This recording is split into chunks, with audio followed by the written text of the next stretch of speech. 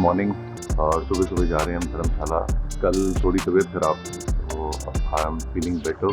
Just anticipating कि आज set हो जाए कि आज ना हो। Thankfully I am feeling much better and today is going to be a very special episode, a very unique personality. चलो आगे बताओ।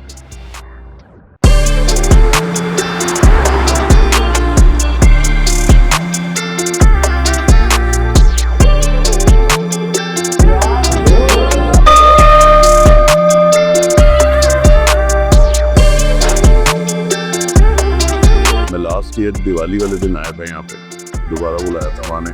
डिवाइन रेवेंस, जय माँ बदलाऊं।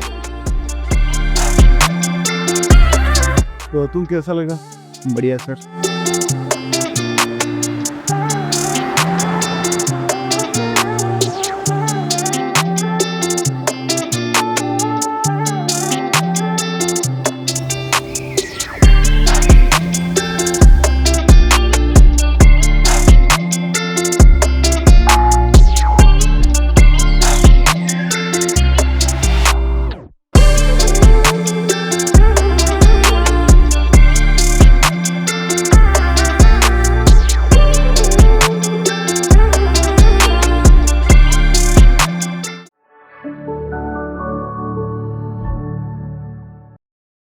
Women should be good girls. They should never talk about sex. They should never want it also. They should not have any idea of pleasure only. मतलब हम किस फूल्स paradise में जी रहे हैं ये भगवान ही जाने, सच्ची में। और सोचो जहाँ पे कामसूत्र लिखा गया वहाँ पे ये आई थिंक गोरे जाते जाते ना ये सब खराब करे, सब खराब करेंगे 200-300 और हम पता साल नहीं में। अब किस हिंदुइज्म की बात कर रहे हैं। I mean we don't have to talk about this political issues as such, but मेरे को सच्ची में नहीं समझ आता कि हम किस हिंदुइज्म की बात कर रहे हैं। बिकॉज जिस हिंदुइज्म को मैं जानती हूँ वो तो टॉलरेंस है यार। यस वो तो एक्सेप्टेंस है। वो तो बहुत ही एक्सपेंसिव है। जितना आपने उसको उसका दायरा इतना कम कर दिया है, that's not the Hinduism I know. In general also, what I find is कि masculinity always wants to control the feminine side. Yes. और वो शुरू से बल रहा है कि जिसकी लाठी उसकी भैंस, वो वाला हिसाब था। बट टेक्निकली अगर हम देखें कि दुनिया जो चल रही है वो बिकॉज ऑफ फेमिनिटी चल रही है। जितना भी जो की अगर आप बात करें, आडंबर है सच है ये। शक्ति is the energy that makes everything operate. पता है मैं ना कल ही अपने पार्टनर के साथ बैठी थी, हम उधर बैठे थे दूसरे गेस्ट हाउस पे। वो देखकर कह रहा था रात के समय कि देखो ना नेचर में सब कुछ कितना कर्वी है। और मैंने कहा बट तुम इसको देखो और इसको देखो, ये सारी लाइनें हैं जो हम बनाते हैं, वो लाइनें हैं, वो बाउंड्रीज हैं, वो दरारें हैं। बट जो नेचर ने बनाया है वो सब कुछ, शक्ति का सारा रूप ही ऐसा है। पानी देख लो, पहाड़ देख लो, हरियाली देख लो, फूलों को देख लो, उन सब में कर्व्स है। बट इंसान जो बनाता है उस हर चीज में सीधी सीधी लकीरें होती हैं। ये हमारा चल रहा है। अच्छा। सो ये जो बात है ना, ये वो बस ऑब्जर्व ही कर रहे। उन्होंने पहाड़ वाली बात कही, फिर मैंने दूसरी बात कही। मैंने बोला तुम सही कह रहे हो कि नेचर में सब कुछ कर्वी है, बट हमने हर चीज को ऐसे ऐसे ऐसे बनाते हैं हम। Because boundary is a line ना, it's such a forceful idea. लकीर कितना फोर्सफुल आइडिया है, जबरदस्ती। पर नेचर में तो सब कुछ ऐसे ऐसे ऐसे ऐसे वीविंग इनटू द नेक्स्ट। पता ही नहीं चलता कि कब एक शुरू हो रहा है और दूसरा खत्म हो रहा है। यू नो, सो इट्स ये डीप रूट टॉक्स नाम इसीलिए रखा गया था कि हम कोई भी बात करें तो उसकी डीप रूटेड बात करें, ऊपर ऊपर ना रखें, पूरी एंड तक बात करें। बिल्कुल। व्हेन वी टॉक अबाउट, जब हम सेंसुअलिटी की बात करते हैं, when we talk about sex, तो वो सुनते ही सबके कान खड़े हो जाते हैं, ये क्या बात कर दी। ये एक है एकदम ही, एंड एक रियलिटी है जो आपने भी बात की है पॉडकास्ट में, and I have been very vocal about this as well कि अगर हम इसकी बात नहीं कर सकते तो फिर एक काम करते हैं, यहीं पे रोक देते हैं कि इसके आगे एवोल्यूशन नहीं होगा। मतलब जिस चीज से दुनिया चल रही है, ये सारा संसार बना है, उसके बारे में बात क्यों नहीं कर सकते? पता है स्पिरिचुअल रास्ते पे कहीं ना कहीं ऐसा एक कॉन्सेप्ट बन गया है कि to be a spiritual practitioner you have to forgo your desires, या आपको अपने डिजायर से दूर रहना है। सेलिबेसी की बात होती बस है। आप वही सेलिबेसी की बात कर लें, या बेसिकली अपनी इंद्रियाओं से अपने रिश्ते को काट दीजिए ना, रिश्ता वो तोड़ दीजिए। तो वैसे ये जो शब्द कहते हैं कि काम, क्रोध, लोभ, मोह, अहंकार में सबसे पहला काम होता है, तो राइट उसमें कहते हैं आप काम पे कंट्रोल करो। राइट। तो व्हाट इज दैट कंट्रोल, मतलब एज पर? देखिए, आप मेरे से आप वो शैडोज की बात कर रहे हैं, है ना। आप you are speaking about the way that they are put as our enemies. पर अगर आप पुरुषार्थ को देखें, 4 पुरुषार्थ को देखें, तो उसमें भी तो धर्म, अर्थ, काम, मोक्ष है। आप अब काम को देख लो, उस पॉइंट ऑफ व्यू से देख लीजिए कि वो आपको टोक रहा है, या आप उसको 4 operating principles of human life के मुताबिक देख लीजिए। अब उसको देखने का नजरिया आप पर है। हमारी जो सारी संस्कृति में जो टेक्स्ट भी है ना, अगर आप कामसूत्र की भी बात करें, कामसूत्र में भी वत्स्यायन अक्सर ये कहते हैं कि whoever is reading the Kama Sutra should use their discernment, क्योंकि कामा सूत्र में हर जो चीज लिखी है वो हर इंसान के लिए नहीं है। The time, the place, the context matters. अब अगर हम देखें, क्योंकि ह्यूमन बीइंग्स को इतना प्लेजर से अटैचमेंट हो जाता है, बहुत नेचुरल हो जाता है ये, क्योंकि मेरे को खाना अच्छा चाहिए, मुझे सेक्स अच्छा चाहिए, या मेरे को अपना जीवन पूरा कंफर्टेबल चाहिए, क्योंकि प्लेजर हमारे लिए इतनी बड़ी अटैचमेंट बन जाती है, वो हमारे स्पिरिचुअल पाथ पे बाड़ा बन जाती है कि हम फिर ऑब्सेस्ड हो जाते हैं, उसको डर लगता है कि चले ना जाए। बिल्कुल, अगर नहीं मिला तो it is an attachment, it is a chase. I always wanted to be like that, मतलब ये हमेशा ऐसा ही रहे। बट जो स्पिरिचुअल प्रैक्टिशनर एक्चुअली है, वो ये समझता है कि हर चीज का जन्म तो सेक्स से ही हुआ है। एंड जब हम इस ट्रांसेंडेंस की बात करते हैं, जब कोई सेक्स से ट्रांसेंड करता है, वो भी जर्नी ऑफ एवोल्यूशन से होता है। आप जबरदस्ती उस इंसान को नहीं कह सकते अब इस एनर्जी को और इस रियलिटी को तुम अपनी जिंदगी से काट दो। आई थिंक सप्रेशन से हर चीज बढ़ती है। बिल्कुल।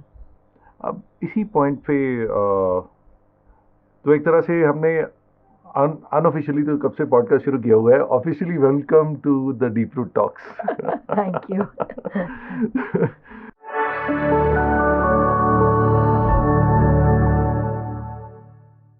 You have lived your life the way you have always wanted. अब बॉक्सेस में नहीं कभी रहे, फ्रेम से बाहर रहे, और हम तो वैसे ही आउट ऑफ फ्रेम की बात करते हैं। तो जब हम कहते हैं कि आप फ्रेम से हमेशा बाहर रहते हैं और अपने हिसाब से ज़िंदगी जीते हैं, तो एक कभी फैमिली से आया है कि बेटा ये चीज़ मत कर, ये ज़्यादा हो गया, या यहाँ पे कभी ऐसी कोई चीज़ महसूस हुई है? देखिए, जब आप कुछ नया और कुछ अतरंगी और कुछ अलग करना चाहते हैं, तो कहीं ना कहीं एक ऑपोजिशन तो मिलती है।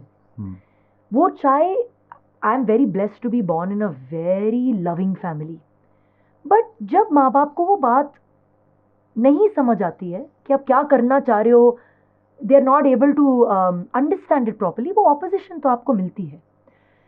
बट मैंने हमेशा ना अनकॉन्शियसली चीज़ों को अपोज नहीं करा है, मैंने चीज़ों को पढ़ लिख के लॉजिक के साथ अपोज करा है। ये नहीं कि जो रिबेल, मेरे पापा कहते हैं you are not a rebel without a cause, you are a rebel without a pause. तो मेरा हमेशा कॉज रहता है, ये नहीं कि बिना किसी वजह के मैं रिबेल कर रही हूँ, बट मैंने हमेशा पूछा है कि ये ऐसा है, आप तो ऐसे नहीं करते, वो तो ऐसे नहीं करता, तो हम ये क्यों कर रहे हैं, इसका लॉजिक क्या है। अब जब मेरे साथ बैटल में या डिबेट में घुसते थे वो, उन्हें रियलाइज होता था कि शायद मेरा पॉइंट ज्यादा, तो कहते हैं ना कि तर्क को सही साबित भी करना पड़ता है। बिल्कुल। Rebellion should also be for a reason, I believe this. ये मेरे आउट ऑफ फ्रेम में डायलॉग था ये, कि अगर आप ज्यादा आज्ञाकारी हैं तो फिर आप क्या है कि अगर गलती भी होगी तो फिर बोलते हैं पापा आप ही ने कहा था, मैं क्या करूं। एंड अगर आपको रिबेल भी करना है तो you need to have that kind of तर्क, and you need to have that दम। तो वो दम के बिना तो प्रूव भी नहीं कर सकते। तो कई बार ऐसे भी होता है कि रिश्तेदारों का प्रेशर भी आता होगा घर पे, तो बोलते होंगे कुड़ी की कर रही है या इतना हाँ है। होता है, हाँ। हुआ है। हम्म। आज तक सच कहूँ तो मेरे रिश्तेदार आज तक फुल्ली नहीं समझते मैं क्या करती हूँ। सबको बस इतना पता है कि मेहर अपनी मर्जी की करती है, बट करती क्या है किसी को ढंग से नहीं समझ आता। क्योंकि even to understand what somebody is doing, you have to have a curious mind. और अक्सर अगर देखो, आप सोसाइटी में देखो, माइंड का जो बेंट होता है ना, वो क्यूरियस नहीं होता, वो जजमेंट का होता है। Judgment is the opposing energy to curiosity. Curiosity कहती है बैठो बताओ जरा क्या करते हो आप, आपका काम क्या है, क्यों करते हो, कैसे पहुंचे यहां तक। आज हम बैठे हैं साथ में क्यूरियोसिटी की वजह से बैठे हैं। पर जब आप जजमेंट से चलते हो, आप अपने ही खुद की एवोल्यूशन की जर्नी में अटकन ला रहे हो, क्योंकि आप खुद ही बढ़ना नहीं चाह रहे हो। आपने पहले से ही डिसाइड कर लिया कि कोई चीज कैसी है। हाँ, वो एक प्री कंसीव नोशन बना के, वो एक्चुअली कन्वीनियंट होता है। बिल्कुल। बट अदर कहीं ना कहीं आप डीप विद इन आपकी कॉन्शियस को पता होता है कि आप खुद को बेवकूफ बना रहे हो। बिल्कुल। जो आपने एक बात बोली कि you have been ahead of time और rebel with a cause but with no pause. At the same time, when you're doing something, like for example, मेरे साथ भी बहुत हुआ है कि मैं कोई चीज़ करता हूँ तो आज से नहीं कई सालों से, तो हर बार यही होता है यार ये क्या करता रहता है, ये क्या है। जब वो रिजल्ट आने शुरू हो जाते हैं तो वो फेजेस आते हैं। सबसे पहले तो वो आपको एक तिरस्कार वाली नज़रों से देखेंगे, फिर सलाह देंगे, फिर थोड़ा सा अच्छा होगा तो जेलस होंगे, फिर और अच्छे हो जाओगे तो इंस्पायर होंगे। तो वो जो स्टेजेस होती हैं, एंड मुझे भी कभी फ़र्क नहीं पड़ा कि कौन कैसा क्या सोचता है। एंड फ़र्क पड़े तो आप वही अगेन वो बात है कि आप तो डिप्रेशन में रहो बिना बात के। But at the same time for a women in India it's even more difficult. And कभी ऐसा हुआ है कि किसी ने ओपनली ही कभी कुछ ऐसा गलत कमेंट दिया? एक तो उस पर तो सोशल मीडिया पे तो देते ही हैं, वर्बली कहीं बैठे हुए, ऐसा हुआ है कभी? बहुत हुआ है। No.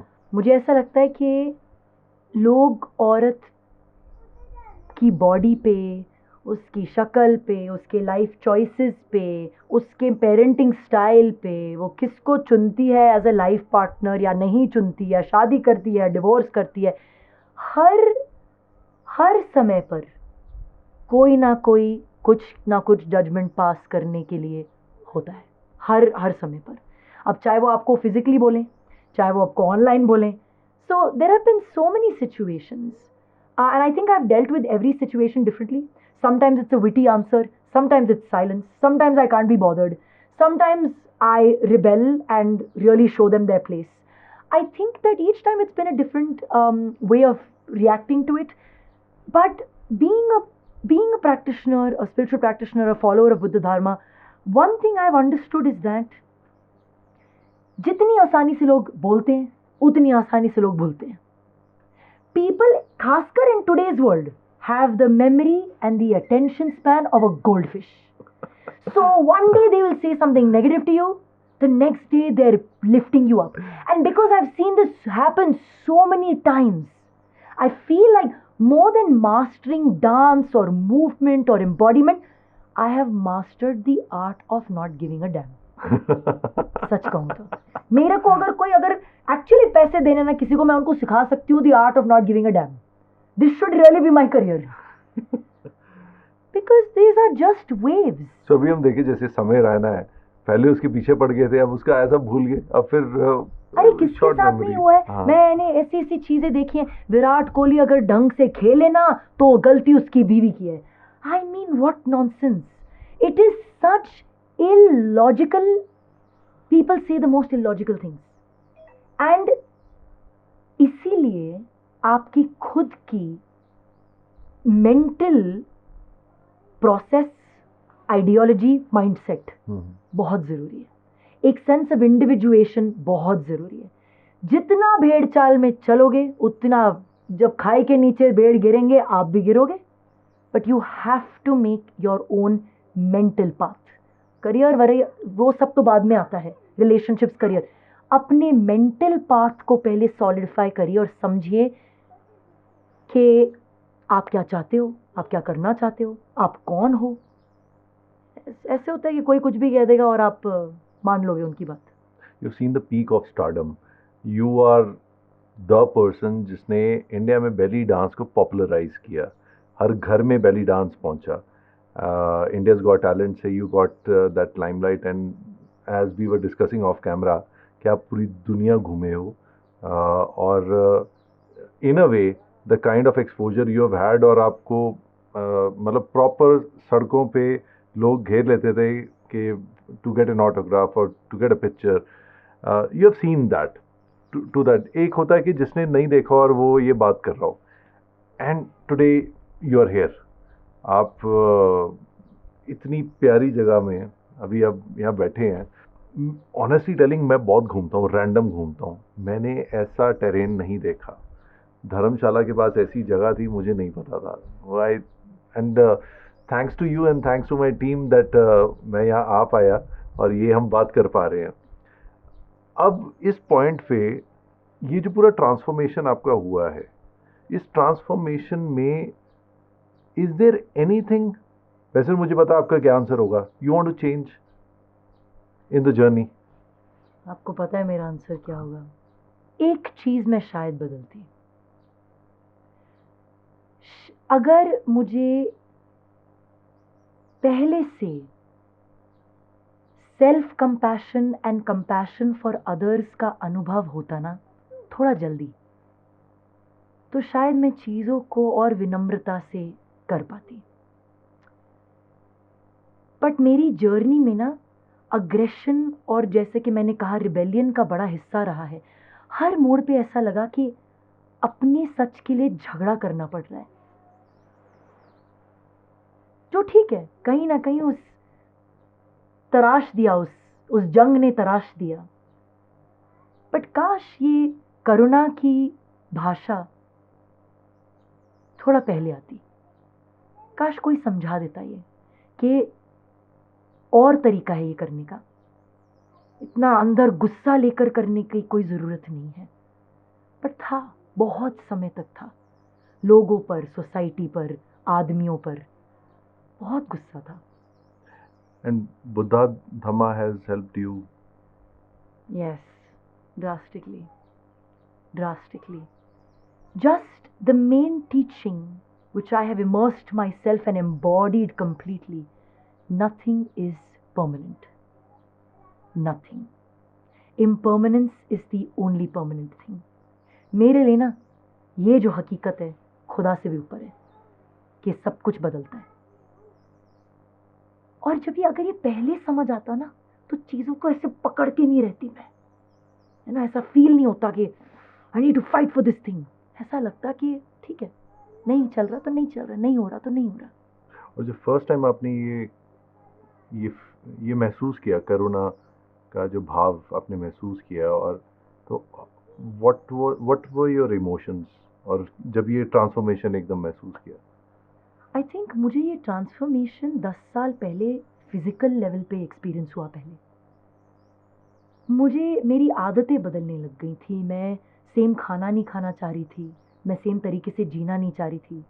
I went from being I was a meat eater when I was 10 years old, then I became a vegetarian, then I wanted to quit all dairy, I wanted to live minimally, I wanted to stop buying from big brands, I wanted to buy local clothes, I wanted to spend more time in nature.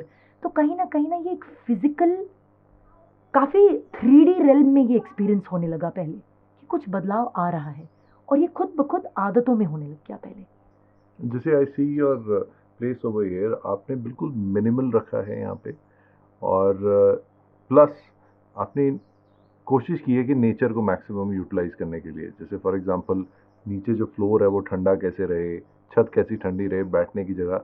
और ये सच्ची बात है। I was just recently talking to my mother, so उन्हें मैंने किसी centre पे भेजा था, तो मैंने यही एक उन्हें बात बोली कि because she was aligned with what I was saying, because she went to a healing centre, कि दैट हमारे घर में कितना फालतू सामान पड़ा हुआ है, और फालतू ही पड़ा है जो हमें पता भी नहीं है। हम बस compulsively we are buying and just keeping it, और उससे हमारी धरती के रिसोर्सेज कितने यूज होते हैं। टेक्निकली हम वहां पे उस लेवल पे जाएं, और बुद्धा धम्मा ये सिखाता है। एग्जैक्टली। तो the relationship started with looking at earth first हाँ कि मैं वायलेंस किन किन तरीकों से परपेचुएट कर रही हूँ। चाहे मैं अगर कुछ खा रही हूँ या दूध पी रही हूँ या कहाँ से आ रहा है वो दूध, मैं अगर सामान खरीदी हूँ, फास्ट फैशन खरीद रही हूँ, तो वो फैशन क्या बन रहा है, किस कॉस्ट पे बन रहा है। कॉस्मेटिक्स यूज़ कर रही हूँ तो वो कहाँ से आ रहे हैं। तो I started becoming very aware. This happened रफली 10-12 ईयर्स बैक। नेचुरली वो मेंटालिटी जब शिफ्ट होने लगी, फिर लाइफ में जो सारी चीज़ें होता है ना, वो एक डोमिनो इफेक्ट हो जाता है कि लाइफ में और चीज़ें ऐसे आने लग जाती है। अलग किस्म के गुरु आ रहे हैं, अलग लोगों से कॉन्वर्सेशन हो रही है, और ये खुद ब खुद तो होने सोशल लगता है। सर्कल भी चेंज होना शुरू हो जाता है। बिल्कुल। मेरे तो अब जो दोस्त थे 10 साल पहले, उनमें से तो कोई भी अभी मेरा दोस्त नहीं है। हाँ, क्योंकि अब शाम को वो ड्रिंक पार्टीज नहीं होंगी। कुछ नहीं होता, वो तो था ही नहीं मेरी लाइफ में। बट मैं अब रिलेट ही नहीं कर पाती, मैं रिलेट नहीं कर पाती हूँ। मेरे को कोई इशू नहीं है लोग अपना जीवन जैसे जिए। I am not one of those people who feels like oh keep this away from me. But वो एक लाइफ ही चेंज हो जाती है, आपकी आदतें ही बदल जाती हैं। अब आदतें ही बदल गई हैं, आगे वाले इंसान, आपको जो पसंद आ रहा है उसको पसंद नहीं आ रहा, तो बैठ के बात कैसे करोगे एक दूसरे से। आपको शांति पसंद आ रही है, उसको शांति खा रही है, तो यहाँ दोस्ती कैसे हो सकती है।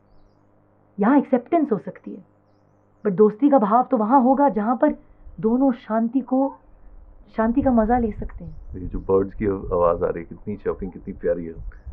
तो यस अगेन कि इस चीज़ के लिए आपके वो जो कहते हैं ना कि एक your state, your spiritual state has to be, frequency आसपास होनी चाहिए, तभी वो समझ पाते हैं।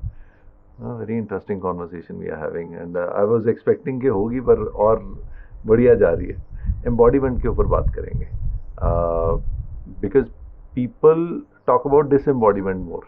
एम्बॉडीमेंट की बात कम होती है। फौज में भी क्या होता है कि जैसे I am a TA recommended officer, तो मेरे जितना बैचमेट्स हैं दे आर टीए ऑफिसर्स, तो वो डिसएम्बॉडीमेंट लेते हैं। तो वही शब्द सुना है, एम्बॉडीमेंट की भाषा लोगों को नहीं पता। तो वो थोड़ा सा प्लीज। सो हमने स्कूल में ना कुछ मुहावरे सीखे थे ना, some kinds of metaphors, idioms. For example, cleanliness is next to godliness, या हमने सीखा था honesty is the best policy. अब बचपन में जब ये सीखते हो ना तो बड़ा अच्छा लगता है, वाह what a lovely thing, honesty is the best policy. और वो सुनाया भी बड़े अच्छे, honesty is the best policy. Absolutely. So when we learn it, it's such a lovely thing to learn. हाँ, पर जैसे आप बड़े होते हो ना, आप अपने अडल्ट्स को देखते हो, अपने टीचर्स को देखते हो, अपने रोल मॉडल्स को देखते हो, कोई भी फुल्ली ऑनेस्ट तो होता नहीं है। एंड बच्चे जो है ना, बचपन से इसको पकड़ लेते हैं। हाँ, बच्चे बोल देते हैं, मेरी मम्मी ने झूठ बोला, पापा आप झूठ क्यों बोल रहे हो। यस। यहां से ही सारी lack of embodiment and completely disembodied experience शुरू होता है, जहां पर हम बचपन में सीखते कुछ और हैं, बट हम देखते, प्रैक्टिस में कुछ और देखते हैं। तो because we live in the digital age, कितना आसान है आपके लिए as a podcaster to pick up a piece of information from ChatGPT and to just say it as if it is your own experience. कितना आसान है। कोई भी टॉपिक उठा लो, उस पर बात करना शुरू कर दो, किसी और की भाषा है, किसी और का रिसर्च है, यस, अनइंटीग्रेटेड है, आपको कुछ नहीं पता उसके बारे में। आज की दुनिया में तो एम्बॉडीमेंट और भी जरूरत है, और भी जरूरी हो गया है, क्योंकि अब असली और नकली, नकली और असली के बीच में फर्क बनाना बड़ा मुश्किल है। तो एक तरह से ऐसा है कि मैं बात आपसे कर रहा हूँ, मेरा ख्याल कहीं और है, तो डिसएम्बॉडी हो रहे हैं। आप कह कुछ रहे हो और करते कुछ और हो। हाँ, आप कहते मुझे कुछ और हो, बट आप करते कुछ और हो। और आप देखिए, ये हर लाइफ के जगह पे हो रहा है, हर स्फीयर में हो रहा है, करियर में, रिलेशनशिप्स में, इंटिमेसी में, पेरेंटिंग में। Don't use the phone, but the parents are always on the phone. You know, love is about presence, but nobody has time. This is completely unembodied. So, मेरे को embodiment dance के career के बाद naturally मेरे life में इसीलिए आई, क्योंकि लोगों को लगता है कि जो डांस कर रहा है वो अपनी बॉडी के साथ फुल्ली कनेक्टेड होगा, बट ये जरूरी नहीं है। हो सकता है कि आपको शरीर की बड़ी सारी कलाएं आती हों, चल रहा है, कला चल रही है, शरीर के अंग चल रहे हैं, बट उसमें इंटेंशन क्या है, उसमें से क्या रस टपक रहा है। आपकी रूह, आपका मन, आपका तन क्या एक ही जगह पर है, क्या बिखरा हुआ है। आपकी रूह, आपका मन और आपका तन ऑल अलाइन टुगेदर। अलाइन है कि बिखरे हुए हैं? तो this is why embodiment education became such a big part of my training, my certification, my coaching, because मैंने देखा कि बड़े सारे लोग हीलिंग तो करने आ रहे हैं और करना चाहते हैं, इम्प्रूव होना चाहते हैं, पर उनको अगर ये बोल दो ना कि आप ये कह रहे हो बट आप कर ये रहे हो, तो उनकी हालत खराब हो जाती है। I want to live a very healthy life, but I don't want to sleep on time. I want to be very healthy, but I must eat junk food. So, embodiment coaching is about supporting clients to understand where there is a gap between what they are saying and what they are doing. And you're doing it fully. So Totally. Walk your talk. Walk your talk. in cities, आप अब दिल्ली से हैं, मतलब not exactly Delhi but a lot major part of your life has been in Delhi. तो दिल्ली में एक चीज़ आपने notice की होगी और आपने तो इनफैक्ट फेस भी की होगी, डुअलिटी बहुत ज़्यादा होती है कई चीज़ों में, कि वो बोल कुछ और रहे हैं, मन में कुछ और होता है, कर कुछ और रहे हैं। तो डुअलिटी में तो कहते हो ट्रायलिटी एक तरह से होती है। तो उस केस में, और वहाँ पे कहते हैं यार इसके बिना चलता ही नहीं। इन शहरों पे अगर आप बिल्कुल सीधे हो जाओ तो मतलब आपको लोग खा जाते हैं, ये कर जाते हैं, वो कर जाते हैं। तो जो हम बचपन से पढ़ते हैं, जो आपने बात बिल्कुल सही कही, तो बड़े होके देखते हैं यार ये तो सारे ही आउट ऑफ सिलेबस चल रही है दुनिया। दैट्स व्हाई वो कल्चरल शॉक भी होता है। But at the same time जो एक मेरा पर्सनल एक्सपीरियंस है कि अगर आप वो उस रास्ते पे चलते हो फिर भी सक्सेस है और बड़ी सक्सेस है, वो एक इल्यूजन इतना क्रिएट है कि मासेस आर डूइंग दैट। तो जब आप दिल्ली जाते हो तो आपको वो बेचैनी नहीं होती महसूस वहाँ पे? मेरी एम्बॉडीमेंट प्रैक्टिस का फ़ायदा क्या अगर मेरे को दिल्ली में बेचैनी हो? फ़ायदा नहीं है, क्योंकि अगर मैं कहूँ कि मेरे को शांति सिर्फ पहाड़ में महसूस हो रही है बट शहर में नहीं, इसका मतलब है कि कहीं ना कहीं मेरी खुद की साधना में ही कोई दम नहीं है। यस, डेफिनेटली आपको सपोर्ट मिल सकता है प्रकृति से, but it is important to understand that this too can change. ये भी तो बदल सकता है। एंड जो आप ये कह रहे हो ना, जो लोग अक्सर ये अनकॉन्शियस बिलीफ पैटर्न्स लेकर चलते हैं कि जिनका कोई सॉलिड प्रूफ नहीं होता है, बस अनुभव होता है और काफी तो हियर से होता है, सुनी है बात और कह रहे, बस कहे जा रहे हैं। वो जनरेशन टू जनरेशन चल रहा है। You've just heard it. It's an intergenerational thing. कि you know it's the big bad world ना। दुनिया वैसी होती है जैसे आप उस दुनिया में शो अप करते हो। मैं मानती हूँ कि दुनिया में बुरा होता है। मैं इग्नोरेंट तरीके से नहीं कह रही है कि दुनिया में कोई जंग नहीं लड़ रहा, कोई गरीब नहीं है, कोई सुविधा नहीं है लोगों के पास, of course, but what is the role that you are playing in this? if there is something negative happening in your environment, are you feeding the negativity or are you trying to do something different? फिर अगर हम गरीबी की बात करें, अगर आपको bother करती हैं चीजें, क्या आप भी अपना कचरा फेंकते हो? क्या आप जाते हो दान करने, सेवा करने? बातें मत करिए अगर आप ये कर नहीं सकते। हिपोक्रेसी नहीं होनी चाहिए। अब आज हम एक गांव में रहते हैं, इस गांव के सारे लोग हमारे भाई बंधु हैं। उनको कुछ चाहिए, उनको कुछ ज़रूरत है किसी चीज़ की, हमको कुछ ज़रूरत है किसी चीज़ की। एक सेंस ऑफ इंटरडिपेंडेंस है और सब वो हिस्सा प्ले कर रहे हैं। Everybody is part of it. So अगर हमें ये लगता है that it is only parts, it's not true. These are all parts which are interdependent on each other.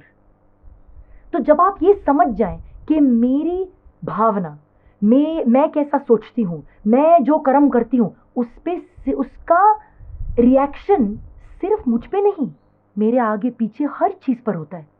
अगर आप इसी को तो धार्मा बोलते हैं ना, आप इसकी रिस्पॉन्सिबिलिटी लीजिए, इसकी अकाउंटेबिलिटी लीजिए। क्या खाते हैं ये सोचिए, किस तरीके से किसी से बात करते हैं, कैसे जीते हैं, क्या आपका अर्थ पे इम्पैक्ट है, सोचिए।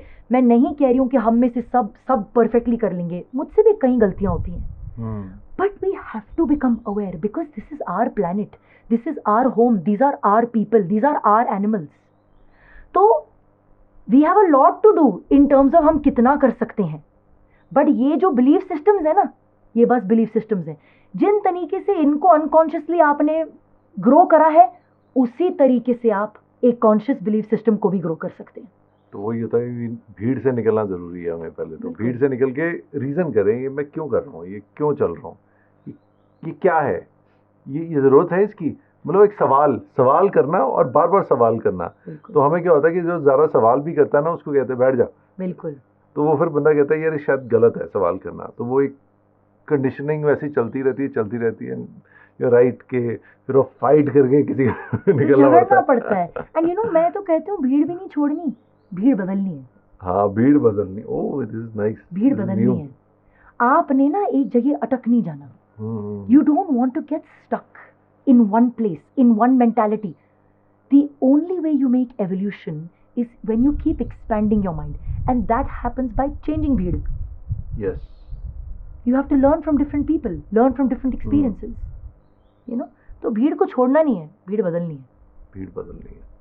अब अगर हम बात करें इसकी, सेंसुअलिटी एक ऐसा शब्द है जिसमें everybody wants to listen to the talks of sensuality, but nobody wants to talk about sex or sensuality. What are the biggest myths and एक तरह से कह सकते हैं कि हिंदुस्तान में सबसे बड़े ऐसे कौन से टॉप टैबू पॉइंट्स हैं सेक्स और सेंसुअलिटी को लेके जो ब्रेक होने चाहिए? सबसे बड़ा टैबू सेक्सुअलिटी को लेकर ये है कि men have the right to sexual pleasure. Women should not even talk about it. और अगर women इसके बारे में बात करे तो वो अश्लील औरत है। बट आपको कहीं बार लगता नहीं कि आप जब दूसरे किसी देश में जाते हो, यूएस जाते हो, कनाडा जाते हो, ऑस्ट्रेलिया में, अगर ये सेम बात कर रहे हो तो इट्स नॉर्मल, यहाँ आके वो चेंज हो जाते हैं उसके पैरामीटर्स, बिकॉज ये है भी है टू एन एक्सटेंट। मेरे को लगता है considering I do this work all over the world, Asia, Europe, America, मैंने ये टाइप ऑफ सप्रेशन औरतों में हर जगह देखा है। हर जगह देखा है, हर जगह देखा है, हर जगह देखा है। विमेन को अपनी कॉम्प्लेक्सेस काफी, बहुत ज़्यादा यू नो, गोरी होनी चाहिए लड़की, ऐसे बिहेव करना चाहिए, ऐसे बैठ, टांगे मत फैला के बैठो, ये मत करो, वो मत करो। औरतों की बॉडी पर एज यंग गर्ल्स बहुत समय से ना बहुत टाइप की कंडीशनिंग्स, रूल्स, रेगुलेशंस लगाए हुए हैं। और आप एक औरत को, पता है, एक औरत को अगर अपने आप से डिस्कनेक्ट करना हो ना, बहुत सक्सेसफुल सिस्टम रहा है ये।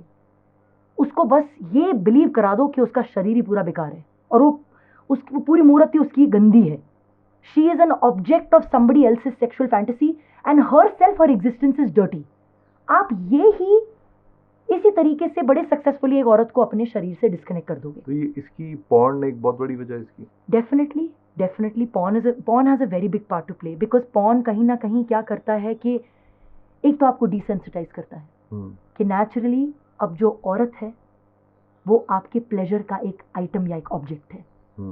कौन दिखा रहा है कि एक्चुअल जब सेक्सुअल इनकाउंटर होता है उसमें कितनी फीलिंग्स आ सकती हैं, उसमें कोई रो सकता है, यू नो, किसी को बॉडी में कुछ टाइप का ट्रिगर महसूस हो सकता है। कौन कर रहा है ये बातें? आपको तो ये दिखाता है कि आदमी और औरत सब रेडी हैं, सब कुछ परफेक्टली चल रहा है, सबकी बॉडीज परफेक्ट हैं, बट नॉर्मल लाइफ में तो ऐसा नहीं है।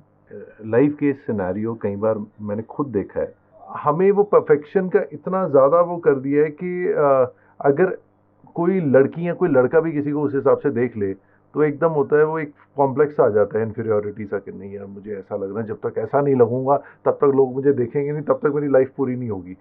लड़कों में भी होता है, पर लड़कियों में मैंने देखा बहुत ज़्यादा होता है। कोई अगर मैचिंग कपड़े ही पहन ले, उस दिन सेम कपड़े पहन ले, तो उसी में कलेश हो जाता है। तो ये क्यों है? मतलब देखिए ना, आप देखिए जब औरतें अपने आप को इतना बदलती हैं, अगर उनका इतना बिलीफ सिस्टम हो गया है कि मेरे होंठ ठीक नहीं है, मेरी आंखें ठीक नहीं, मेरा नाक ठीक नहीं है, मेरे ब्रेस्ट ठीक नहीं है, मेरे बटक्स ठीक नहीं है, तो कहीं ना कहीं ये ऑलरेडी बिलीफ सिस्टम में बहुत डीपली है कि I am not okay the way that I am. Yes, है ना? अब वो आप ब्यूटी स्टैंडर्ड्स की बात करें या आप मेल गेज की बात करें, एक औरत सब बदलना किसके लिए चाह रही है? किसके लिए चाह रही है? Why is this changing? Because somewhere a woman is being made to believe that if she doesn't have XYZ features, she is not desirable. And अगर सच बोलूं, desirability का ना और sensuality का आपके पुर्जों से कोई रिश्ता ही नहीं है। नहीं है। कितने लोग हैं जिन्होंने अपनी बॉडीज को ऐसी फुल्ली डन अप बॉडीज कर दिए हैं, बट सेंसुअलिटी और सेक्सुअलिटी की बात करें तो उसमें भी अभी भी जीरो ही चल रहे हैं। क्योंकि बॉडी से कोई कनेक्शन नहीं है। देखिए, आप अपने होठों को तो बदल सकते हैं, पर अगर आपके भीतर शेम जीता है अपने शरीर को लेकर, आप उस शेम को सर्जरी से नहीं निकाल सकते। आप अगर अपनी बॉडी को रिजेक्ट करते हैं, अगर आपको बॉडी गंदी लगती है, अगर आपको सेक्सुअलिटी गंदी लगती है, अगर आपको इतना अपने जिस्म से नफरत है, आप चाहे कुछ भी बदल लें, आप भीतर से सर्जरी नहीं कर सकते। इसीलिए बाहर से वो पुर्जे बदल जाते हैं, पर भीतर से कहानियां वो ही चलती रहती हैं। चलो, वो एम्ब्रेस करना अपने आप को, खुद को बहुत इंपॉर्टेंट है। वो कहते हैं खुद से हम पूरी दुनिया से प्यार कर लेते हैं, खुद से प्यार नहीं करते। Self love is so important. Absolutely. And मैं कहूँ तो किसी और के साथ प्रेम की भाषा बनाने से पहले, मैं ये नहीं कह रही कि ये ज़रूरी है, बट किसी के साथ प्रेम की भाषा बनाने से पहले, उनके साथ सेक्स करने से पहले, आप पहले ये तो देखिए कि क्या आप उनको एक्सेप्ट करते हैं, क्या आप अपने आप को एक्सेप्ट करते हैं, क्या आप अपने शरीर में कंफर्ट में हैं, क्या आप उनको अपने शरीर में कंफर्ट दे रहे हैं, स्पेस दे रहे हैं उनको। बिकॉज अगर एक मैन या एक वुमन एक आदमी के साथ सेक्स सिर्फ उसकी फिजिकल अपील के लिए करना चाहता है, इसीलिए तो आज की दुनिया में एक इंसान के साथ कोई खुश रह ही नहीं सकता, क्योंकि आपको सेक्स चाहिए ही उस फिजिकलिटी के साथ, चाहे उसमें कोई रूह हो, चाहे उसमें कोई प्रेम भाव हो, उससे किसी को फर्क नहीं पड़ता। एंड आज की दुनिया में ये कैजुअल सेक्स कितना आसान हो गया है, बट प्रेम की भाषा तो कोई बात ही नहीं करता है कि अगर वो दो लोगों के बीच में सेक्सुअल एक्सपीरियंस और रिलेशनशिप हो, उसको बेहतर कैसा बनाया जाए, उसको ब्यूटीफुल कैसा बनाया जाए कि दोनों लोगों के बीच में एक शेयर्ड स्वीटनेस हो, उसका रस दोनों एंजॉय कर पाए।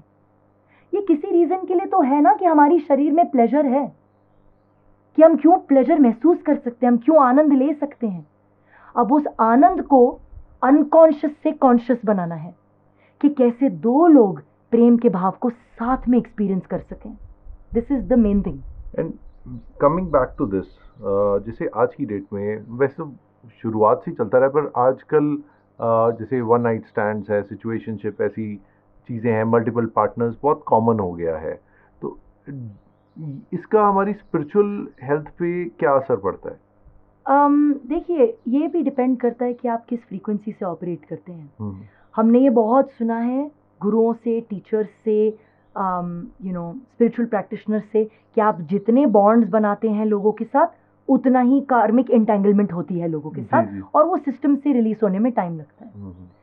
बट जो लोअर फ्रीक्वेंसी पे ऑपरेट करते हैं ना, जिनकी लाइफ की ऑपरेशन मोडस ऑपरेंडी ही वो है, उनकी तो लाइफ ही ऐसे ऑपरेट करती है। ये जो शब्द आपने यूज किया है, जूसी मामा, ये कैसे आया, क्या थॉट था?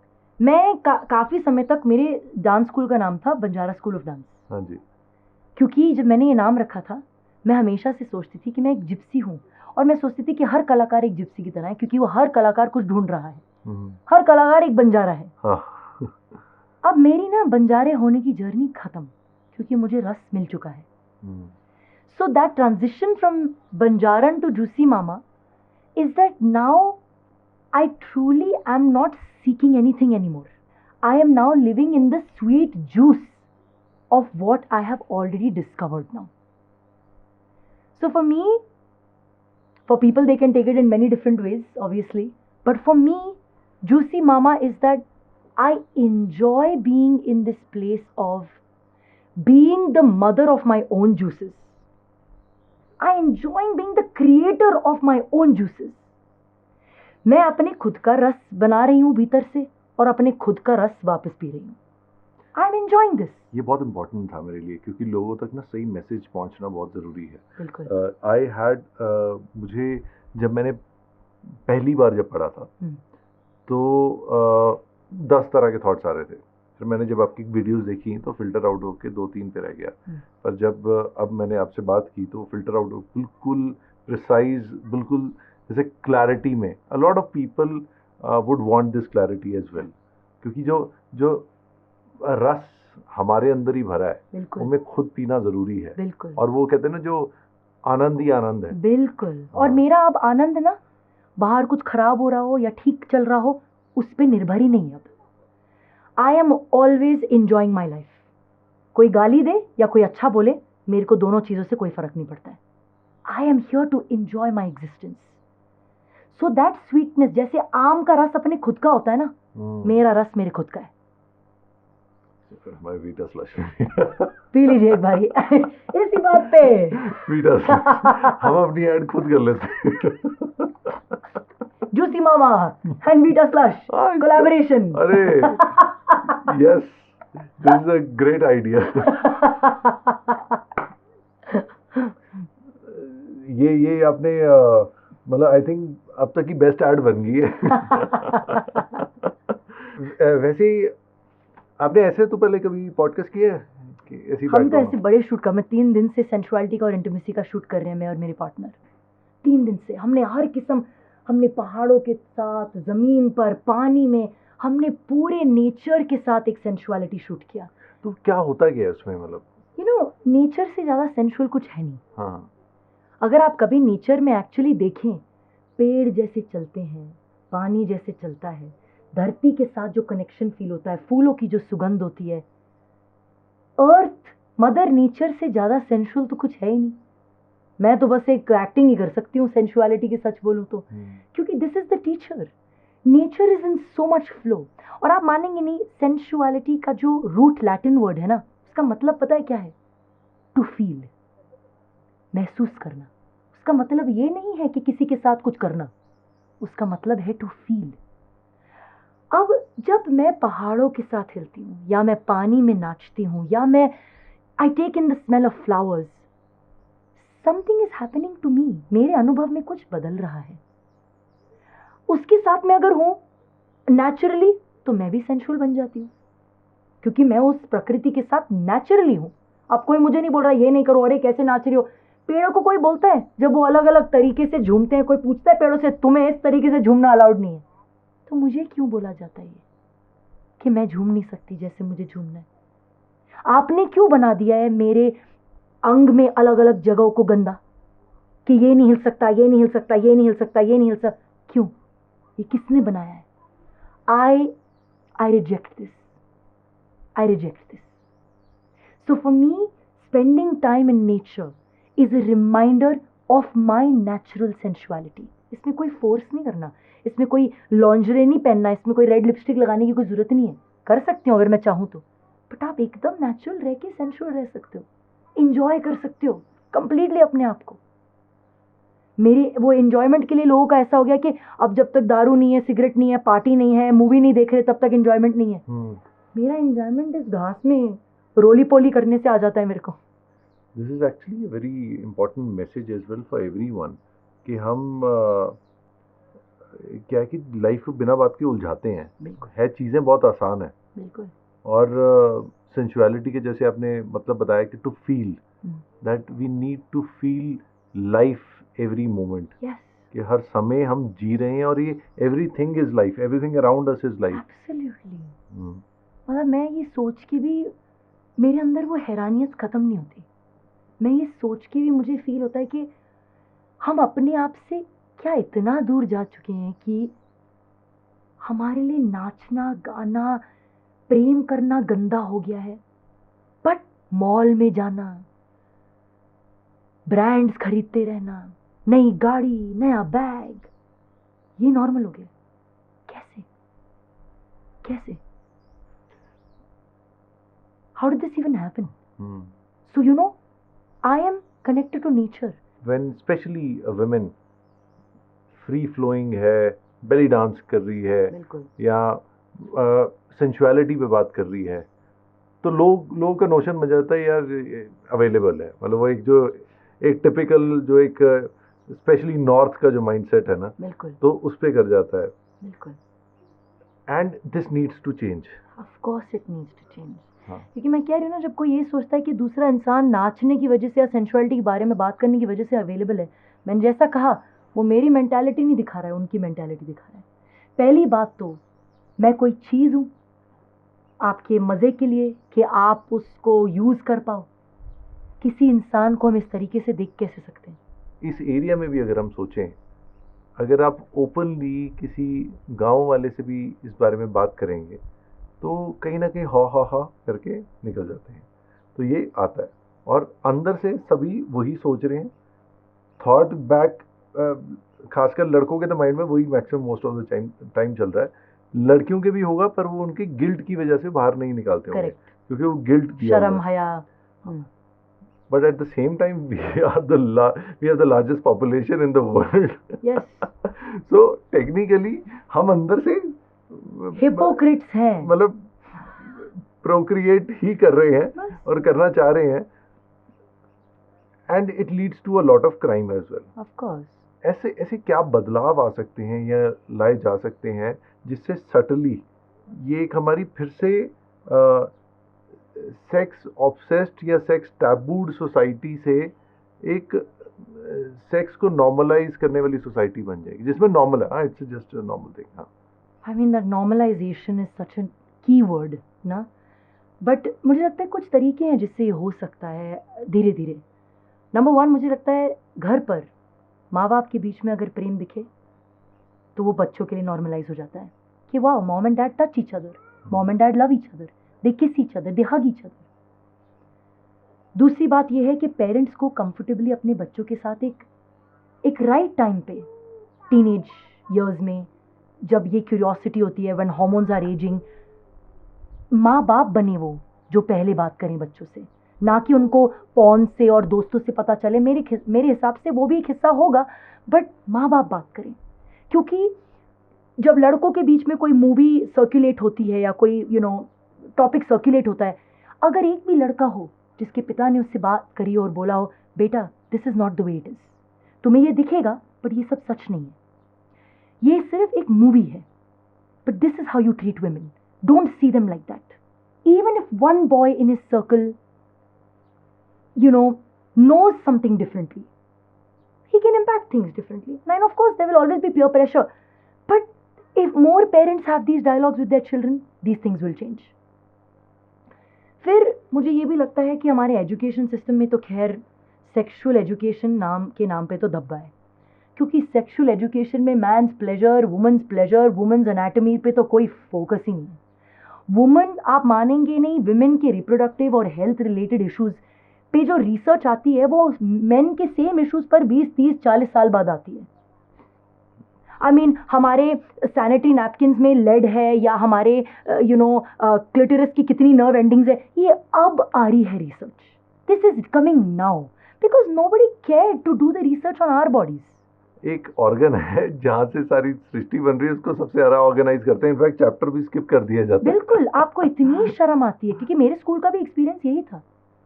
बट सेक्सुअल एजुकेटर्स स्कूल्स में भी वो होने चाहिए। आप ये फिजिक्स और बायोलॉजी के टीचर से मत कराइए, आप सेक्सुअल एजुकेशन के लिए 1 और 2 सेशंस के लिए बाहर से किसी ऐसे इंसान को लेकर आइए जो बहुत फ्रेंडली और ओपन नॉर्मल तरीके से इस पे बात कर सकता है। Yeah, it's like और दोस्ती बना के रख सकता है स्टूडेंट्स के साथ, क्योंकि that fantasy has to break.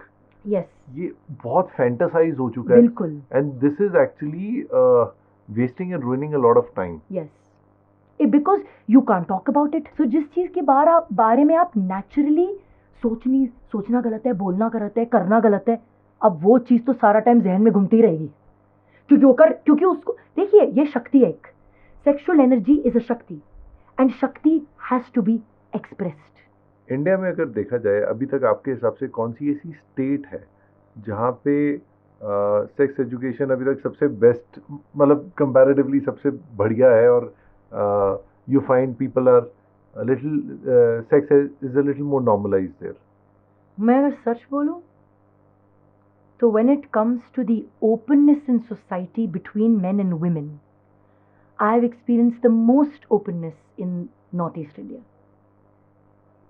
Most openness. And I'm not saying that necessarily that the sexual education is better. I don't know this. But I have seen the most openness between men and women. Coincidentally, I'm traveling to Guwahati person. This is where I have seen it the most. Okay. I've had the most open conversations with, people that are from the Northeast. Generically, I feel like it's also got a lot to do with matriarchal tribes, not patriarchal community. Yes, yes. So there are certain things in the dynamics between men and women. They are safer places. आपने अगर कभी reels भी देखी होंगी, ऐसी कुछ जगह हैं जो अपने दुकानों को भी ऐसे छोड़ देंगे, ताले नहीं डालेंगे घर पे. There's a greater sense of safety and openness and trust in society between men and women. And my personal experiences that I've seen this the most in the northeast of India. and any top three things which men should know about women and sexuality in women? तो porn से कुछ सीखा नहीं जाता।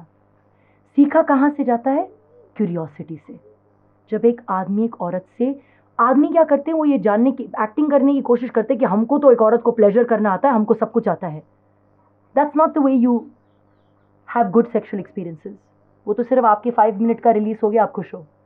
अगर आपको सच्ची में डीप ब्यूटीफुल सेक्शुअल एक्सपीरियंसेस चाहिए तो एक्सेप्ट करिए कि जब आप औरत से कम्युनिकेट करेंगे, उससे बात करेंगे, उसको समझेंगे, उसको थोड़ा इनवाइट करेंगे to be expressive, you can have great sexual experiences. तो ये सबसे पहला है कि पोर्नोग्राफी आपको सेक्स सिखाती नहीं है, आपको सिर्फ फैंटेसी में हीरो बनाती है, बस। सेकेंड चीज ये है कि men don't need to let their egos get affected because they can't perform. ये प्रेशर जो है ना परफॉर्मेंस का कि आपको बड़ा परफेक्ट तरीके से करना है, ये सेक्स में ना परफेक्शन एग्जिस्ट ही नहीं करता। सबसे ब्यूटीफुल सेक्सुअल एक्सपीरियंसेस होते हैं जो सबसे इम्परफेक्ट होते हैं, क्योंकि उनमें ऑनेस्टी होती है, उनमें रॉनेस होती है, उनमें परफॉर्मेंस नहीं होती है, उनमें इंटीमेसी होती है। तो अपनी ईगो पर ना लाएं, उल्टा अगर आपकी पार्टनर आपसे कुछ कहती है तो वो फीडबैक लें, उस be open.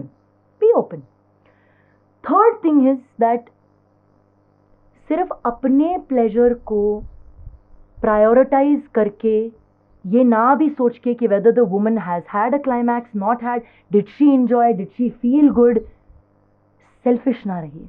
Because too many man are very selfish in bed, because इनकी बचपन से ट्रेनिंग है। और मैं बताती हूँ क्यों बचपन से ट्रेनिंग सेल्फिश होने की इसीलिए, क्योंकि मेन भी अपने शेम से सफ़र करते हैं। अब जब आप मेन के जब हार्मोन्स बढ़ने लगते हैं टीनेज ईयर्स में, और जब वो अपने कमरे में चुपचाप से पॉर्न देख रहे होते हैं, उनको ना अपना काम जल्दी से खत्म करना पड़ता है, क्योंकि पकड़े जाएंगे ना 2 मिनट्स, 5 मिनट्स, 10 मिनट्स। तो अब क्या होता है, बॉडी में muscle memory 2 minutes, 5 minutes, 10 minutes की बन जाती है, तो वो अपने बेडरूम में भी 2 मिनट्स, 5 मिनट्स, 10 मिनट्स की लेके जाते हैं। तो मेरे कहने का मतलब है देखना ले। बस, तो उसमें वो जो शेम चलती है ना बॉडी में, आपको पता नहीं है, बट वो आपकी मसल मेमोरी का एक हिस्सा बन जाता है। वैसे एक आयरनी है, हम लड़ाई इतनी ग्लोरीफाइड होती है और प्यार मैं अक्सर ये कहती हूँ, मैं कहती हूँ अगर आपके पड़ोसी के घर से चीखना चिल्लाना हो ना पति पत्नी के बीच में, तो आप बोलोगे चल यार इनका तो रोज ही चलता है। बट अगर दूसरे कमरे से प्रेम की अगर भाषा आने लग जाए, प्रेम की आवाजें आने लग जाए, तो आप बोलोगे छी छी थू तू क्या कर रहे हैं। ये भी कितना नॉर्मलाइज्ड है। You can fight and it is normalised, but the sounds of pleasure are disgusting.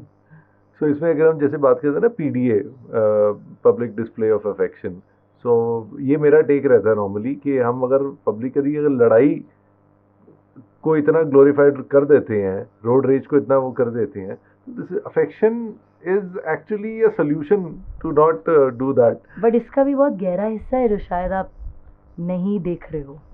वो है कि PDA के लिए लोग, PDA की तरफ लोग ट्रिगर होते क्यों हैं? क्योंकि उनके पास वो है नहीं। जिसके पास वो सुख है ना, वो कभी बोलेगा नहीं कि दूसरे को वो सुख मिलना नहीं चाहिए। जिसको खुद प्रेम मिलता है किसी से, वो किसी और का प्रेम देख के बोलेगा वाह उसका भी मजा लो। 2 लोग कर रहे हैं, एक दूसरे को प्यार कर रहे हैं, उसका मजा लो। बट वो ही इंसान को 2 लोगों के प्रेम से मुश्किल होगी जिसके जीवन में खुद प्रेम नहीं है। और झगड़ा क्यों एक्सेप्टेबल है? क्योंकि झगड़ा सबके घर पे है। सबके घर पे। Wow, finally somebody has said that. Because ये सच्चाई है। अभी हम यहाँ से बाहर निकलेंगे, अगर आप लड़का लड़की को हग भी करेगा तो एक बारी सब ऐसे देख लेंगे, अगर किसी ने किसी को चपेट मार दी तो निकल जाएंगे चुपचाप। How sad. मुझे लगता है पूरा उल्टा चल रहे हैं ना हम। हाँ, टोटली उल्टा चल रहे हैं। आई थिंक एक यूनिवर्स का एक इल्यूजन है। बिल्कुल, यही तो माया है सारी, माया है। यही तो माया है। और जो देख लिया, जिसने देख लिया वो जूसी बन जाता है। जिसने देख लिया कि आपका रस आपसे छीनने के लिए एक पल पे हजारों चीजें हैं, बट आपने तभी भी अपने रस को छोड़ना नहीं, वो तो जीत गया, वो तो अपने रस का मालिक बन गया फिर। Wow, amazing discussion we have had, मजा आया। और कुछ भी मुझे ऐसा लगता है कि फ्लो के बाहर कुछ नहीं बात हुई, सारी फ्लो में बात हुई है। और जो फ्लो में बात होती है वो, देखो क्रिकेट्स की भी आवाज़ आ रही है। यहाँ पे बहुत इतनी सारी ब्यूटीफुल बर्ड्स हैं, मैं तो कभी कभी बस बर्ड को देखते देखते फ्रीज हो जाती हूँ, मतलब इतनी खूबसूरती। आते ही स्पैरोज ने हमारा स्वागत किया, जो आजकल नीचे दिखती ही नहीं है। Correct, really what a blessing to be here. यहाँ पे तो आपका AQI का कॉन्सेप्ट ही नहीं है। नहीं, कुछ 15 तक होगा बस। अच्छा, 10-15 भी कभी लग रहा है मुझे तो। Very nice, thank you so much Mehar, thank you. Thanks for giving your time and एक फीलिंग तो थी कि ये जो ट्रैवल करके आ रहे हैं तो मज़ा तो आएगा आपसे मिलके बात करके, और सच में बहुत मज़ा आया, बहुत कुछ मुझे सीखने को मिला। एंड एक और चीज़ है, मैं हमेशा ना क्या करता हूँ कि I always go clean slate in everything, life में टोटली सरेंडर मोड पे। तो I was very curious to know you. Curious किस पॉइंट ऑफ व्यू से, एक तो आपके वो यू आर अ सेलिब्रिटी, आपका वो प्रॉपर फेस देखा है कि आपने टॉप के बेली डांसर आप रह चुके हैं, फिर ये ट्रांसफॉर्मेशन, तो मैं बहुत क्यूरियस था वो जानने को, आपको देखने को कि वो सच में उस लेवल का ट्रांसफॉर्मेशन है। But I am finding it beyond and I am so overwhelmed. Thank you so much. Thank you so much. आप देखिए, आप क्योंकि आप क्यूरियोसिटी की नज़र से मुझे देख रहे हैं, मेरे रस को आप भी इंजॉय कर पा रहे हैं। बट अगर आप पहले से जज करके मुझे रिजेक्ट कर देते तो वो एक्सपीरियंस को शेयर करने की अपॉर्चुनिटी मिलती ही नहीं। आई थिंक इफ वी जज एनीबॉडी वी आर सीधा हम यूनिवर्स को चैलेंज ही कर रहे हैं, और फिर यूनिवर्स कहता है तो बेटा खेल ले फिर। मैं तो हुई हूँ। But thank you. How was the experience on the Supreet Singh show? I loved it. It was so organic. It feels so real sitting here having this conversation. No part of it felt like we had to force anything. Yeah. So organic, you know. You being you, me being me, the space supporting us. Yes. और मैं नीचे क्या होता है, ये पहली बार बैठ के मैंने इतना लंबा पॉडकास्ट किया है, Yeah. तो ये भी अब एक एंड्योरेंस भी अच्छी बन गई। Right. So lovely. Grounded, deep root. Rooted Yes. to the Rooted. earth. Absolutely. Thank you so much. Thank you so much. आपने लोकेशन देख ली होगी, अब पूरा पॉडकास्ट भी देख लिया होगा। पॉडकास्ट नहीं बोलेंगे, ये इन्फोटेनमेंट सीरीज़ का 3rd एपिसोड था। एंड हम जैसे ही अगले एपिसोड में जा रहे हैं, शूट करने जा रहे हैं, the experience is getting higher and more enricher. आज जिनके साथ हमने ये स्पेशल एपिसोड रिकॉर्ड किया है, करेड़ी जगह है और लगभग चंडीगढ़ से 6 घंटे दूर है। And the guest, very special guest, Meher Malik. बहुत क्वेश्चन से मेरे पूछने वाले, बहुत क्यूरियोसिटी थी, बट मिलने के बाद लगा एक I have met a very fine human being, very evolved human being. आज बहुत कुछ सीख के जा रहा हूँ यहाँ से, और बहुत चीज़ें मुझे पता है मैं ऑलरेडी इम्प्लीमेंट कर चुका हूँ। जैसे ही ये हमने रिकॉर्डिंग ख़त्म की है, उसके बाद से वो इम्प्लीमेंट हो गई हैं, and I feel an elevation in my own energy. ये आई होप आपको ये हमारी सीरीज़ अच्छी लग रही है। ऐसे ही हम आप तक ये इन्फोटेनमेंट स्टाइल में एपिसोड्स लाते रहेंगे, और आप इन्जॉय करते रहो द सुप्रीत सिंह शो को।